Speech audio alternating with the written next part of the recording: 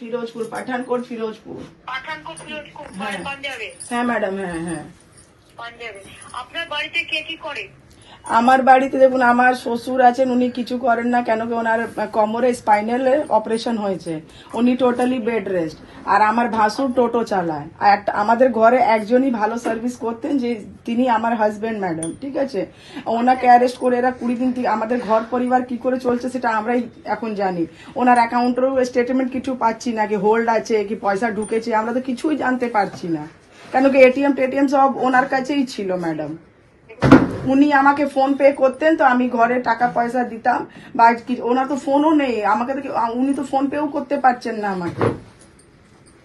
কি করে করবে? ওদের কাছে তো কিছু নেই এখন, না? সেটাই হচ্ছে ম্যাডাম, আমি কি বলবো আপনাকে বলুন। আপনি কিছু করেন? আপনি কিছু করেন না ম্যাডাম, আমি আগে স্টেট ব্যাংকে সার্ভিস করতাম, কিন্তু রাইট নাও আমি এখন হাউস ওয়াইফ। ম্যাডাম আপনাকে হাত জোড়ে আমাকে রিকোয়েস্ট করছি ম্যাডাম, আজকে 19 দিন হয়ে গেছে, কিছু ব্যাপার, ওনার মায়ের খুব শরীর ব্রেন স্ট্রোক হয়েছে, কাল দিন ওনাকে যদি কিছু হয়ে যায় আমরা কি করব বলুন। আমার শ্বশুরও ঠিক না, আমার শাশুড়ির ব্রেন স্ট্রোক আছে, 2 বার হয়ে গেছে। ওদের যদি কোনো হসপিটালের প্রবলেম হয় আপনি আমাকে বলবেন, আমি করে দেবো। আর আপনি কি আপাতত আপনার ছেলে মেয়ে কেউ আছে? আমি এখন 3 মাসের প্রেগনেন্ট আছি ম্যাডাম, আমি এই অবস্থায় কোথাও দৌড়াবো বলুন। আমি তো কাংড়া। আপনি কোথাও দৌড়াবেন না, আপনি এখানেই থাকুন। আপনি কাছাকাছি কোনো কাজ করতে পারেন, জাস্ট ওখানে সামনে, যতক্ষণ পর্যন্ত এই ব্যাপারটা না মিটছে।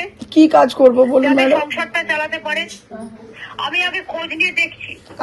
আমি দেখুন ম্যাডাম, আমি গ্র্যাজুয়েট, মানে পড়াশোনা জানি, কিন্তু আমার কাছে এখন চাকরি কি? আমার একটা বাচ্চা আছে, সে ক্লাস 3 এ পড়ে, আর আমার শ্বশুর আছে, শাশুড়ি আছে, দুজনই মানে পেশেন্টই বলুন।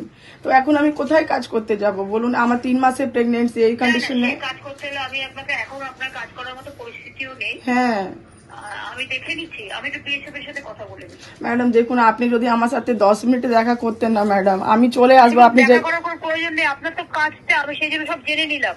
আচ্ছা ঠিক আছে ম্যাডাম, তাহলে ঠিক আছে। অলরেডি আমি ভেবেছিলাম ওরা নিশ্চয়ই করবে, কারণ ওদের আন্ডারে কাজ করে, কিন্তু আমি এটা ভাবতে পারিনি যে এতদিন পরে ওরা কেয়ার করবে না। আমি দেখি আমার অন্য সোর্স কাজে লাগাচ্ছি।